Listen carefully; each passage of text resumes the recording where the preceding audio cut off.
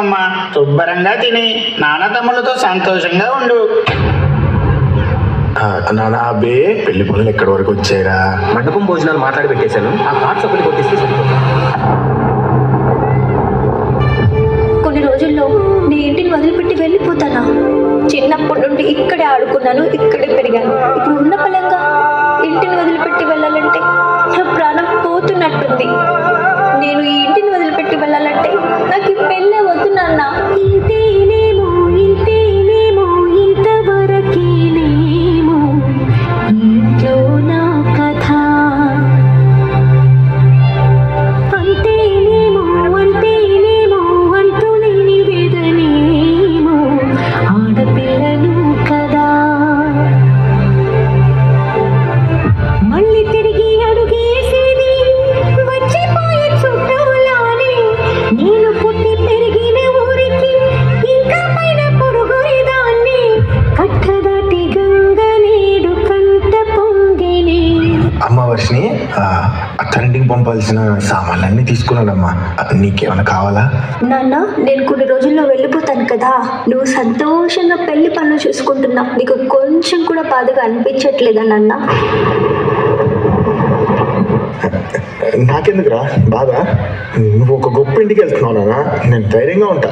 అరే అభి, ఆ సామాన్లు కింది దింపు. ఎంత ఎంత యాతనో, ఎంత గుండె కోతనో, ప్రాణమూలె పెంచుకున్న పిచ్చి నాన్నకు దూరమిరిగి భుజముపై పడిన పిడుగు పాటిది. ఇంతకన్న నరకమే లేదు జన్మకు. ఏంట్రా తమ్ముడు, నువ్వే అన్నం పెట్టుకుంటున్నావు? నేను పెట్టేదాన్ని కదా. ఏమో అక్క, ఇంకొన్ని డేస్లో నువ్వు వెళ్ళిపోతున్నావు కదా, మనసంతా ఏదోలా ఉంది. చిన్నప్పటి నుండి నువ్వే అన్నం పెట్టావు కదా, ఇప్పుడు నువ్వు వెళ్ళిపోతున్నావు. ఇంకా నాకు అన్నం ఎవరు పెడతారు? అందుకే ఇప్పటి నుంచి అలవాటు చేసుకుంటున్నా. గుంజనే గుండెనే ఎవరో అన్నంతగా వేదనే బాధనే నాన్నకు. అమ్మా, మన వర్షంని పెళ్లి కూతురు చేయాలి. రేపు పొద్దున్నే పెళ్లి కదా, త్వరగా రెడీ చేయండి నాన్న. పెళ్లి కూతురు చేయాలి, పెళ్లి కూతురు చేయాలి, పెళ్లి కూతురు చేయాలి. ముక్కుతోనే నీ పాదాలు కడిగిన ఈ కన్నీళ్ళు, రెక్కలల్లా దాసుకొని కాచినంత కిన్నాళ్ళు. మెట్టి నింత దీపమై నీ పేరు నిలుపుతానే. మెట్టి నింత దీపమై నీ పేరు నిలుపుతానే.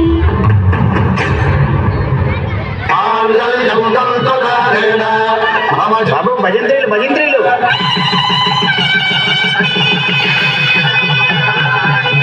అమ్మా, దంపతులు ఇద్దరు వెళ్ళి నాన్నగారి ఆశీస్సులు తీసుకోండి.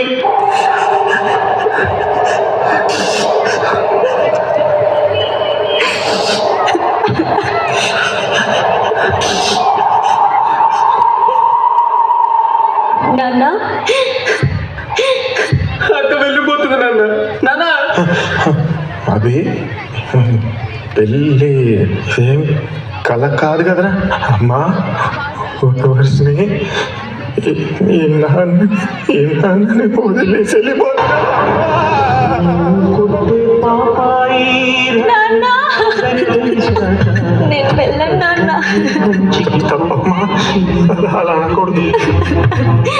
అరే తమ్ముడు, నువ్వైనా చెప్పురా.